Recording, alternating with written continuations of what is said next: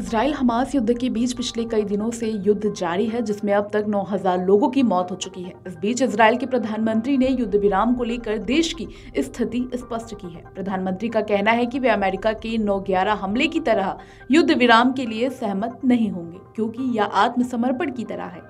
Israeli प्रधानमंत्री Benjamin Netanyahu ने सोमवार को मीडिया से बात की। इस दौरान उन्होंने कहा कि मैं युद्ध विराम को लेकर इजराइल की स्थिति साफ करना चाहता हूं। इजराइल 7 अक्टूबर को शुरू हुए युद्ध के लिए युद्ध विराम की घोषणा नहीं कर सकता। युद्ध विराम का आह्वान करना इजराइल के लिए हमास के सामने आत्मसमर्पण जैसा है, आतंक के सामने आत्मसमर्पण जैसा है, बर्बरता के सामने आत्मसमर्पण जैसा है। बाइबिल में कहा गया है कि यह शांति का समय भी है और युद्ध का समय भी है। नेतन्याहू ने आगे कहा कि अब यह समय है कि लोगों को तय करना होगा कि वह भविष्य के लिए लड़ने को तैयार है या अत्याचार और आतंक के सामने आत्मसमर्पण करना चाहते हैं। हमास ने 7 अक्टूबर को जो किया वह हमें याद दिलाती है कि हम बेहतर भविष्य को बचा नहीं पाएंगे जब तक बर्बर लोगों से लड़े ना। बर्बर लोगों का लक्ष्य साफ है कि वह हमारे भविष्य को मिटा दे, हमारे सपनों को चकनाचूर कर दे। उन्होंने कहा कि इजराइल ने युद्ध शुरू नहीं किया, हम युद्ध नहीं चाहते हैं, लेकिन हम यह युद्ध जीतेंगे।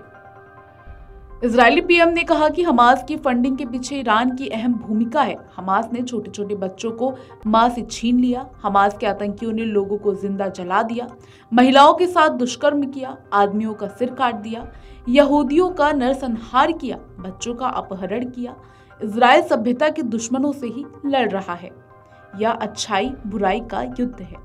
इजराइल प्रधानमंत्री नेतन्याहू ने सोमवार को कैबिनेट बैठक की। इस दौरान उन्होंने कहा कि हम इजराइल की सैन्य और शासन क्षमताओं को नष्ट कर देंगे और इजराइल इसे व्यवस्थित तरीके से कर रहा है।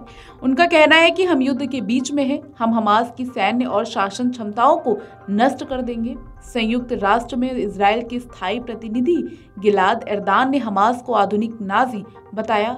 उन्होंने कहा कि आतंकवादी संगठन संघर्ष का समाधान नहीं चाहता। हमास को बातचीत में कोई दिलचस्पी नहीं है।